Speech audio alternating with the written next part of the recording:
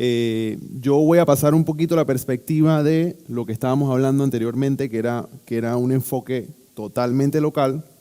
Nosotros hacemos este ejercicio anualmente, lo refrescamos trimestralmente. Nosotros, en realidad, parte de este ejercicio, esto es un ejercicio muy elástico porque nuestras opiniones cambian cada día, pero sí traemos perspectivas que normalmente durante el tiempo son las principales o los principales factores que nos gusta analizar.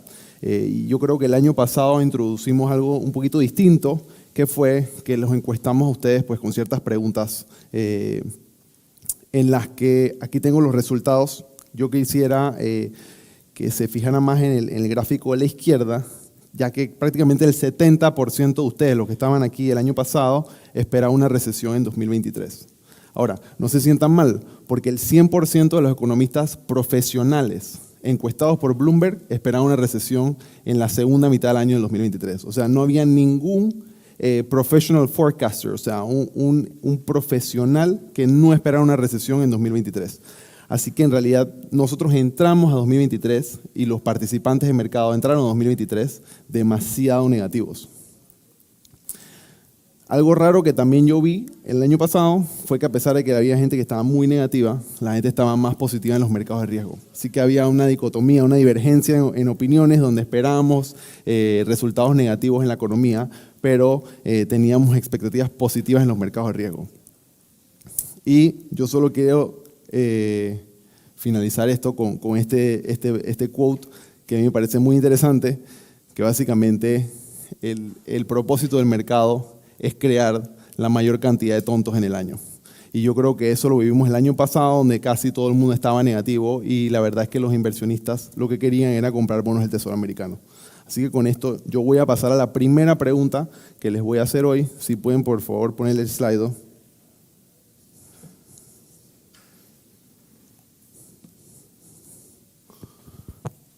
Pantalla. Si ustedes escanean el código QR, entonces pueden responder.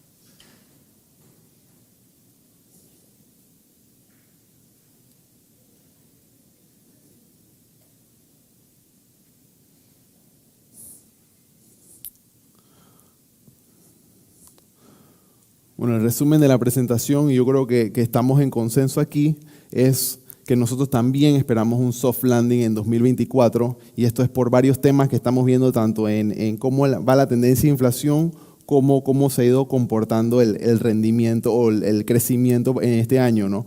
Y yo creo que casi no hay muy poca gente en el campo de hard landing lo que espera una recesión severa para 2024. Puedes cambiar la presentación. Gracias. Ahora, ¿qué pasó en 2023?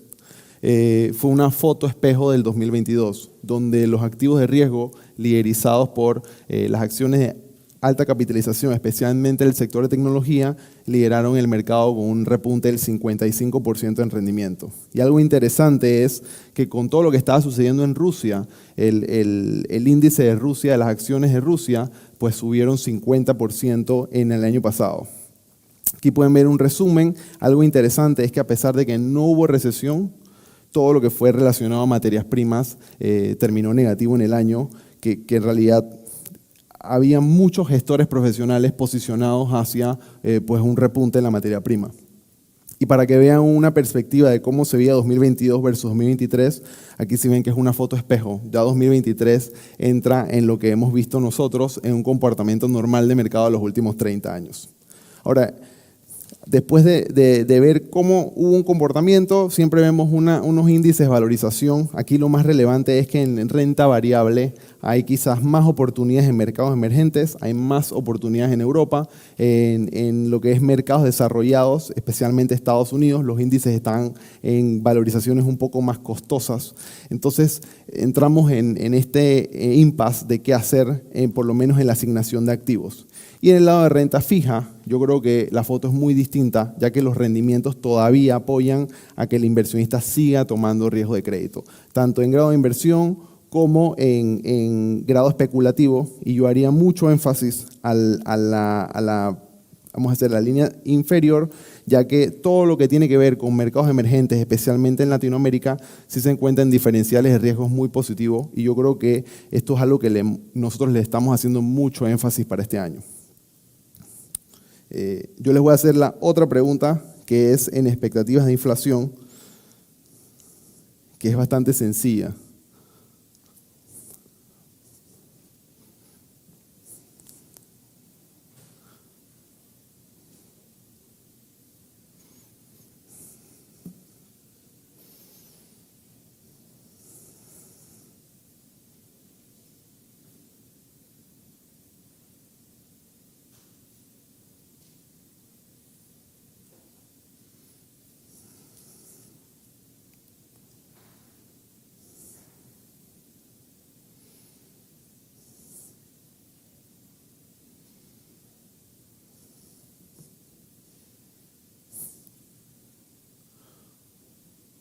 Bueno, aquí sí no estamos muy positivos, ¿no? Yo diría que quizás aquí hay una diferencia entre lo que nosotros pensamos como banco y lo que esperan ustedes. Si puedes cambiar la presentación, por favor. Nosotros estamos viendo una clara tendencia hacia la baja en varios índices de inflación, en Panamá, en Estados Unidos, que lo pueden ver aquí. Todo lo que ven en la línea verde o en la barra verde es inflación de servicios, especialmente impulsado por lo que es vivienda. En Europa la foto es bastante similar. Obviamente que lo que tuvo Europa fue un cost push inflation, que es inflación que no viene del lado de la demanda, sino que viene más por el lado de la oferta. Esto fue por todo el shock exógeno de energético que sufrió Europa el año pasado. Pero ya hemos visto una normalización tanto en Europa y en Estados Unidos. Eso quiere decir que hay similitudes en los dos mercados y habían ciertos desbalances en la oferta y la demanda que empujaron esto. Ahora, ¿por qué nosotros esperamos que la inflación se normalice y la Reserva Federal sí pueda llegar a su objetivo de 2.4% a final de año? Lo primero es, yo haría una división de inflación entre lo que es inflación de bienes e inflación de servicios. Inflación de servicios incluye vivienda ahí. Todo lo que es inflación de bienes se ha normalizado, tanto en precios pagados por los productores, en los índices del estrés de la cadena de suministro que hoy se encuentran negativos, donde sí hay vamos a decir, una noticia negativa, es que los hogares en Estados Unidos y en el mundo están por encima de la tendencia que venían desde antes de COVID. Esto quiere decir que los hogares han subido demasiado de precio, y esto obviamente que hace que se incremente el costo de vivienda, que es cerca del 40% del índice de precios del consumidor. Ahora, ¿cuál es lo positivo? Lo positivo es que, vamos a decir, los alquileres sí se han normalizado fuertemente. Si nosotros viéramos alquileres el año antepasado, en 2022, el incremento de alquileres interanual era de 16%. Ya estamos ahora en un nivel de entre 3 y 4% en la mayoría de las zonas metropolitanas, y esto es la tendencia que esperaría ver la Reserva Federal. ¿Por qué también nosotros esperamos que vamos a decir, que la inflación baje? Es por la normalización en los salarios. Los salarios vivieron en 2022 y 2023 unos ajustes hacia el alza increíbles. Yo diría, no habían suficientes personas buscando trabajo y habían demasiados trabajos abiertos.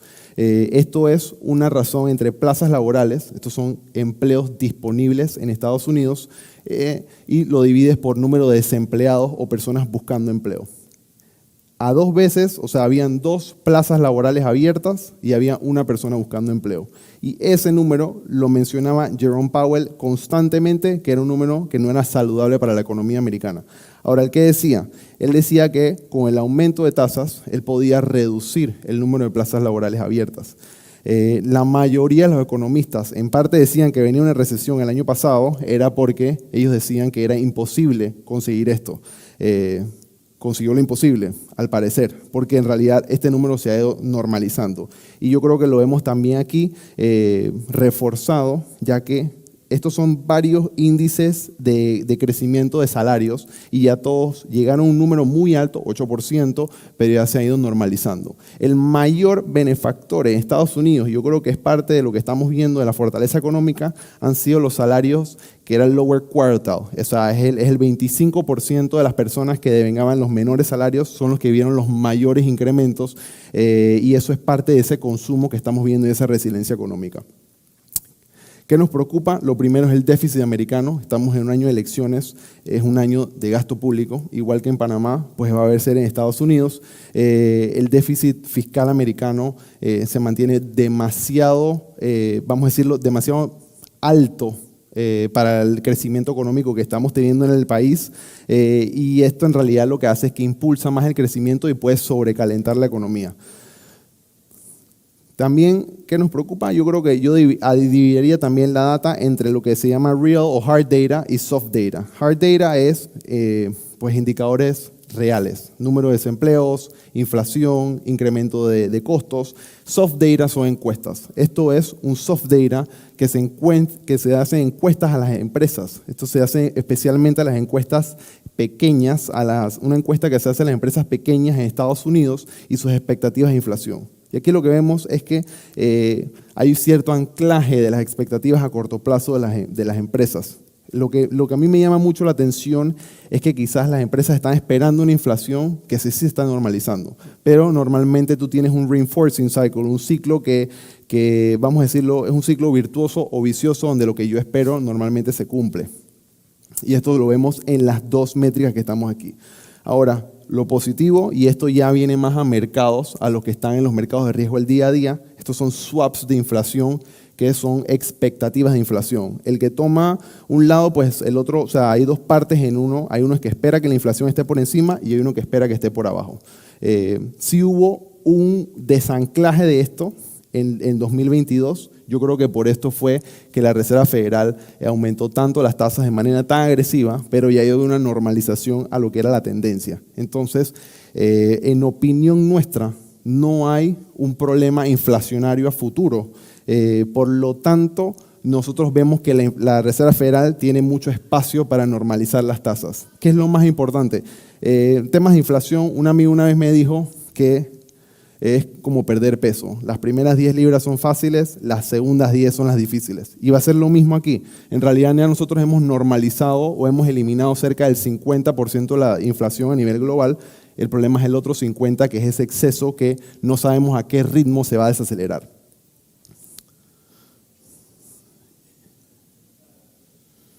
Y yo les voy a hacer la última, bueno, no, esta no es la última en realidad. A ver. No, es que la voy a hacer después. Se la voy a hacer después. En temas de crecimiento, porque en realidad todos los activos de riesgo dependen de dos cosas, inflación y crecimiento. Si uno sabe qué va a pasar con las dos métricas, uno normalmente tiene más o menos idea de cómo posicionarse en un portafolio, vamos a decir un portafolio global. En crecimiento la foto, vamos a dividirla otra vez igual que hicimos en inflación. Es crecimiento de manufactura o de bienes y crecimiento de servicios. En todo lo que es manufactura estamos viendo una foto demasiado negativa. Esto en parte lo habla el Chief Economist de T.S. Lombard, que se llama Dario Perkins, y él dice, COVID lo que hizo fue un superciclo de negocios.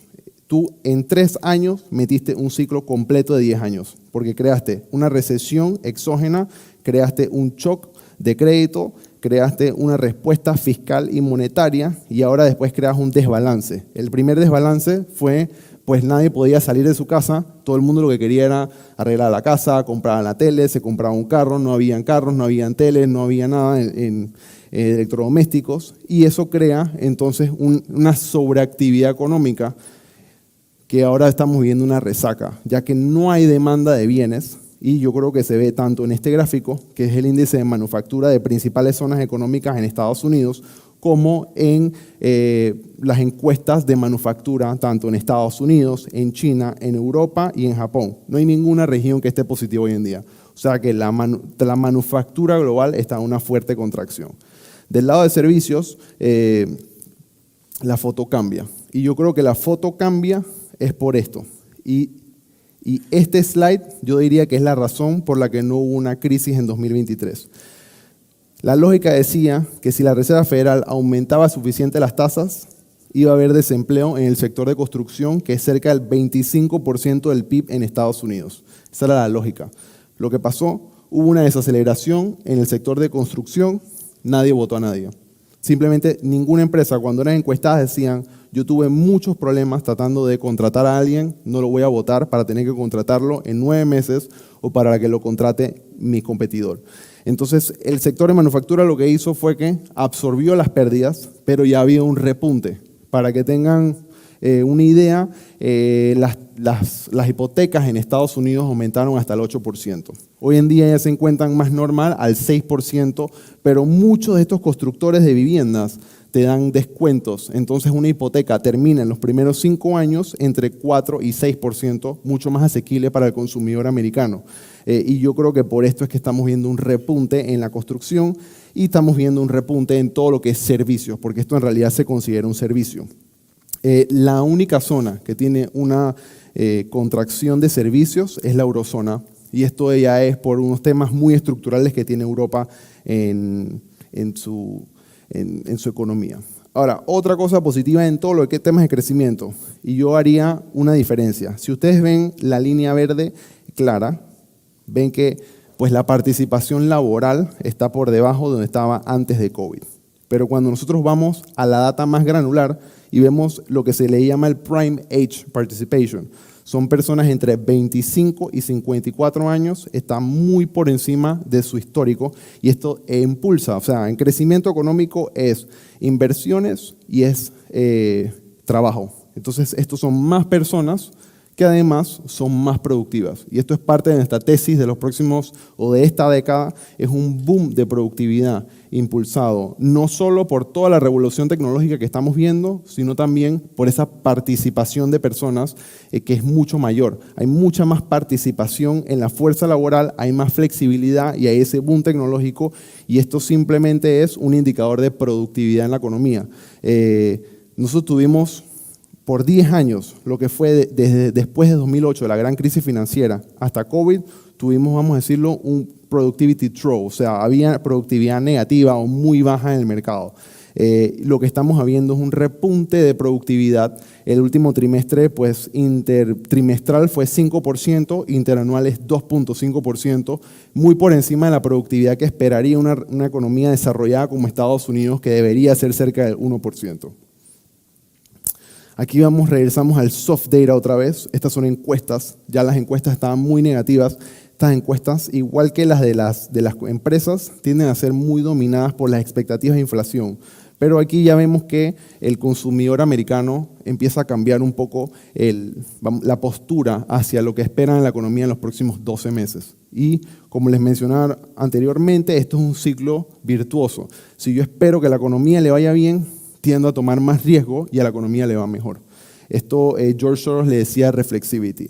2 filminas que a mí me parecen muy importantes para terminar aquí. La primera es, este es el impulso crediticio en 3 zonas económicas. Yo me concentro en China en esta filmina. China, dice un economista que estaba en una entrevista con Bloomberg, China sufre las 4 Ds, que es problemas demográficos, problemas de deuda, problemas de demanda y lo que en inglés le dicen decoupling, que son estas tensiones entre el oriente y el occidente. Y esas son las 4 Ds que han creado vamos a decir, estos problemas estructurales que tiene China. Si ustedes ven la gráfica y ven el impulso crediticio tan alto, esperarían mucho más crecimiento del país asiático. Ahora, ¿qué es lo que está pasando en China hoy en día? China hoy en día, si ustedes hacen una comparación de 2008 para acá, Estados Unidos duplicó los activos de su sistema financiero. Si ustedes van a China, China quintuplicó los activos financieros de 2008 a 2024. Hay un exceso de deuda en el sistema que por el momento el gobierno no ha sabido cómo atacar. Y si ustedes ven hoy, por ejemplo, el bono de 10 años chino en yuan rinde 2.5% por debajo del bono de Estados Unidos. Eso quiere decir que las expectativas de crecimiento e inflación a largo plazo en China son mucho más negativas. Entonces aquí se tienen muchos problemas estructurales. El One Child Policy los afectó demasiado. Los COVID, o sea, los cierres de COVID, cómo el gobierno actuó al respecto. En realidad el gobierno chino no tiene una red de ayuda como sí la tuvieron las economías americanas y europeas. Lo último que nos preocupa a nosotros es este gráfico que normalmente cuando llega a estos niveles tenemos una recesión en los próximos 12 meses.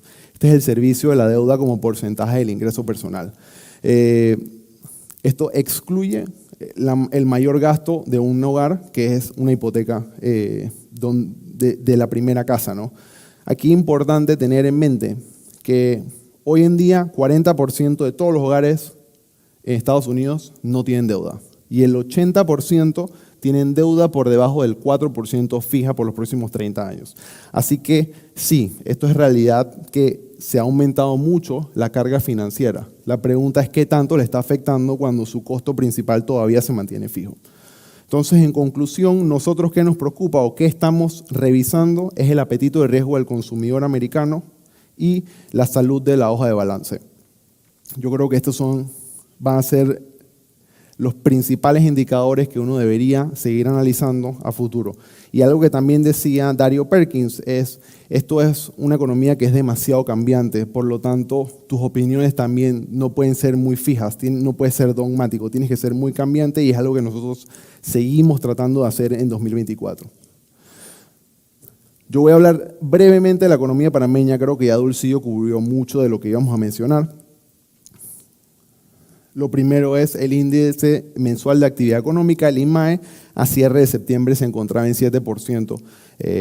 Hace unas semanas atrás Nito Cortizo me mencionó que él pensaba o tenían estimado que la economía el año pasado iba a crecer 7%, eso iba a cerrar así. Hay que ver si en realidad esto va a ser posible, ¿no? Con todo el tema del cierre de la mina.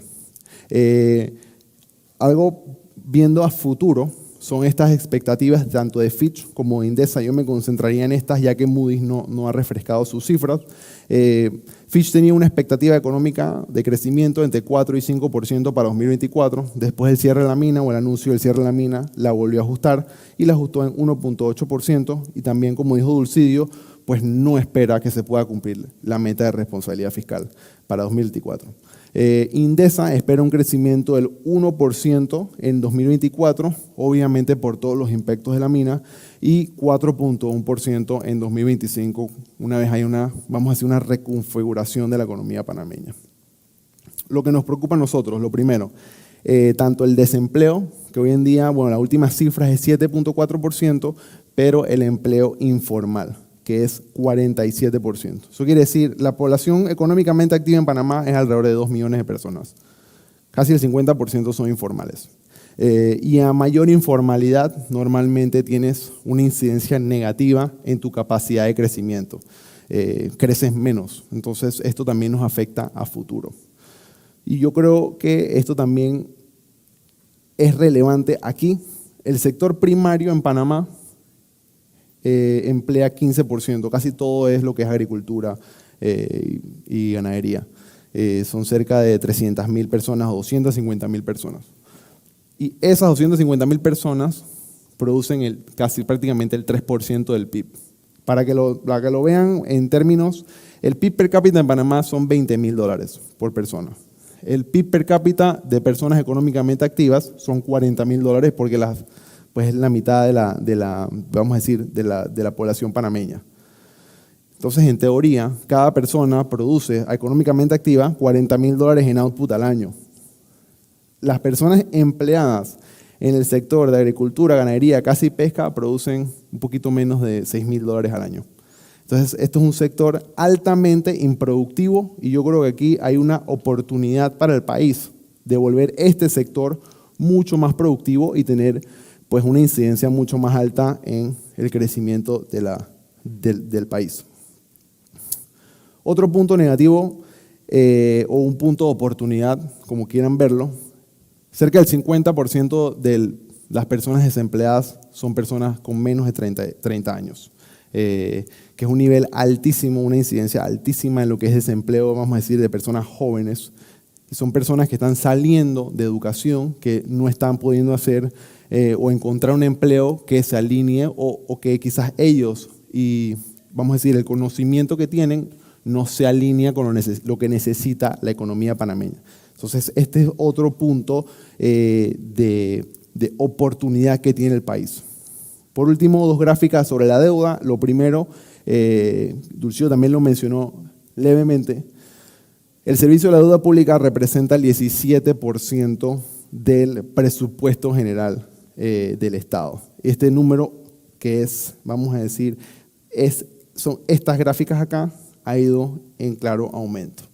Entonces, cada vez tú tienes un crowding effect, el dinero es finito, por lo tanto, si cada vez más de tu presupuesto general del Estado se va a servicio de la deuda, cada vez tienes menos para empujar pues, proyectos o inversiones públicas. Y yo creo que esto también se ve aquí reflejado, donde el apalancamiento, y esto lo vemos, es deuda como porcentaje del PIB, hoy en día está cerca del 60%, vamos a decir, un aumento de la deuda, son 8.000 millones de dólares en 2024 entre amortizaciones de deuda y financiamiento fresco que va a necesitar Panamá.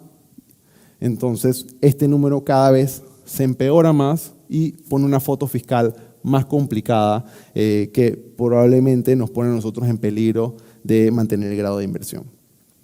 Y yo creo que se puede resumir aquí que es este endeudamiento público, su uso, qué tanto se está utilizando para servir la deuda y el impacto que va a tener en el grado de inversión en el país, ya sea este año o el próximo, que ya hemos visto que las primas de riesgo están aumentando. Posicionamiento. Aquí sí voy a cambiar el slide, por favor.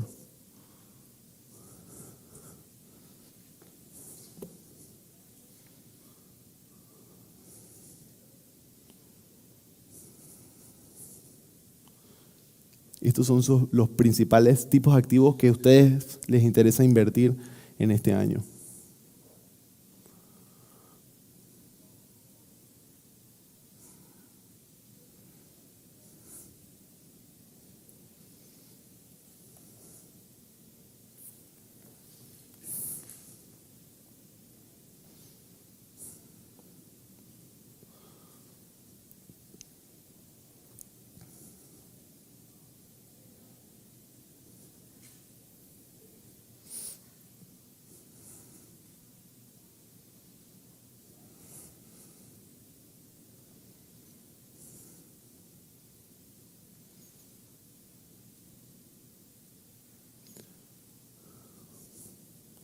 Bueno, esto es muy interesante y muy diferente a donde estábamos el año pasado, donde prácticamente todo el mundo quería invertir en bonos del Tesoro. Yo creo que ese fue el activo más popular en 2024, por lo menos en mucho flujo que nosotros vimos en nuestra mesa de trading.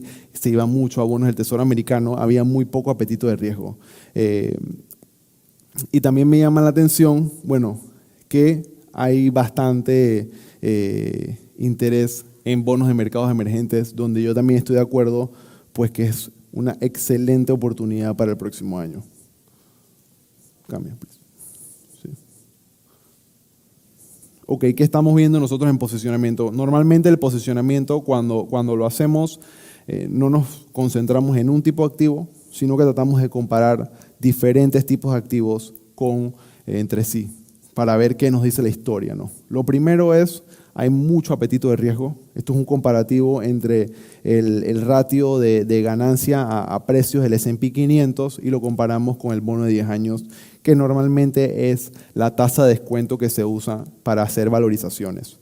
Y ya sea aquí o la tasa está demasiado alta y tiene que normalizarse, o las valorizaciones están demasiado elevadas. Después en otro slide les voy a explicar nuestro sesgo de por qué nosotros pensamos que las tasas están demasiado altas en el mercado y qué es lo que esperamos de la Fed. Otro punto importante, hubo mucha volatilidad, que es la línea que se llama el MOVE Index, eso es volatilidad de las notas del tesoro. Como los inversionistas estaban inciertos en la tasa terminal, entonces había demasiada volatilidad, compra y venta, y la gente no se sabía dónde posicionarse. A mayor volatilidad, normalmente lo que esperaríamos nosotros son mayores spreads de riesgos y valorizaciones más bajas en el mercado. Y yo creo que lo podemos ver aquí, que esta volatilidad afectó pues dónde estaban los rendimientos del bono de 10 años. Ya hay mucho más certidumbre y nosotros sí esperamos, por todas estas gráficas, que el bono de 10 años a largo plazo se vaya ajustando y eso es parte de nuestro posicionamiento. Ahora, para la gente que estaba positivo, pues los mercados de riesgo, especialmente renta variable, y nosotros estamos también de acuerdo. Esto es un comparativo. El SPW es un índice donde cada acción tiene el mismo peso. Si son 500 acciones, pues cada acción sería 1 entre 500. Y el SPX es el S&P 500, que es a peso de mercado, ¿no? Entonces, obviamente que el S&P 500 está dominado pues, por 7 acciones de alta capitalización, que es cerca del 40% del índice, son 7 empresas. ¿Qué normalmente uno ve? Uno ve que cuando esto cambia tendencia, hay un cambio de liderazgo también. Entonces aquí es donde uno está más positivo, compañías financieras, compañías de pequeña capitalización, compañías más ajustadas a la economía real. Entonces estamos viendo una foto donde la inflación decrece, el crecimiento se mantiene resiliente, por lo tanto las acciones que están más alineadas con la economía real pues deberían también beneficiarse, ¿no? Y yo creo que esta es la gráfica más importante de toda la presentación. Esto es el diferencial entre el Federal Funds Rate y la expectativa de inflación a un año. En una entrevista, el presidente de la Reserva Federal de Nueva York decía que para él neutral son 50 básicos. O sea, si mi inflación es 2%, yo tengo mi tasa de Federal Funds Rate en 2,5% y eso es neutral. Hoy en día está 300 básicos o 330 básicos por encima del swap de inflación. Por esto es que nosotros pensamos que la Reserva Federal está siendo demasiado restrictiva en la economía y ellos ya tienen un tono mucho más balanceado. Si alguien se pone a leer las minutas, ellos lo que dicen es que los riesgos ya son simétricos, tanto de hacer demasiado como no hacer suficiente. Y por eso es que nosotros esperamos mínimo o alrededor de 150 básicos en ajustes hacia la baja en las tasas en 2024. Esto es un poquito de cómo esto es nuestro proceso interno. Esto es un cuadrante de valorización. Cuando yo les mencionaba que quizás las oportunidades no estaban en los índices, sino cuando uno veía más granular que el índice, estos son diferentes factores o sectores que nosotros ponemos en este cuadrante que tienen muchos indicadores y llegamos a un puntaje. Y este puntaje lo ponemos gráficamente y empezamos a analizar qué es lo que está pasando pues, con cada segmento. Ahora, Latinoamérica, que yo creo que es un punto muy interesante, especialmente para Panamá y también ustedes como inversionistas latinoamericanos en 2024. Lo primero, si uno ve las importaciones de Estados Unidos, de otros mercados, pues uno ve una tendencia negativa. Pero casi toda la tendencia negativa es dada que ya Estados Unidos no está importando tanto de China. Y yo creo que aquí es eso que yo mencionaba, el decoupling, esta tensión entre Estados Unidos y China, se ve muy reflejada en los impactos que ha tenido pues, el comercio entre estos dos países. Ahora, ¿quién se ha beneficiado? Yo diría que los primeros son los mercados emergentes sin China y México. México es un gran beneficiario de todo lo que ha pasado. Mucha producción de que estaba en China se ha movido a México y yo creo que se ha rediseñado la cadena de suministro. Parte de por qué no vemos presiones negativas en la cadena de suministro es por esto.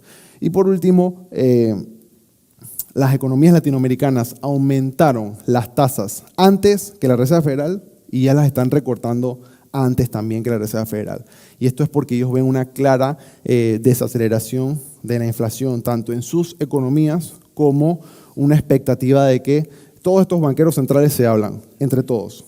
Entonces, si ellos están recortando desde antes es porque ellos no tienen necesidad de proteger su moneda manteniendo las tasas altas, y eso es porque probablemente están viendo ajustes en las tasas en 2024. Y aquí sí podemos ver que está Perú, Colombia ya anunció recorte de tasas, Brasil ha ajustado las tasas, Chile ajustó las tasas agresivamente, México también está anunciando recorte de tasas. Entonces, todos estos recortes, pues lo que va a terminar es apoyando más el consumo y la economía en estos países. Por último, ¿cuáles son nuestros riesgos claves a las perspectivas? El primero son las elecciones presidenciales. Hay elecciones presidenciales en Latinoamérica, hay elecciones presidenciales en El Salvador, hay elecciones presidenciales en Panamá, en Estados Unidos. Esas traen mucho ruido a lo que puede pasar. Hay crecientes tensiones geopolíticas. El domingo, si vieron, pues mataron a 3 soldados americanos en Jordania. Esto todavía no se sabe cómo va a responder Estados Unidos. Y también China ha cambiado muchísimo su postura con Taiwán. Esto es un índice de estrés de Taiwán. Esto es un Supply Chain Semiconductor Stress Index.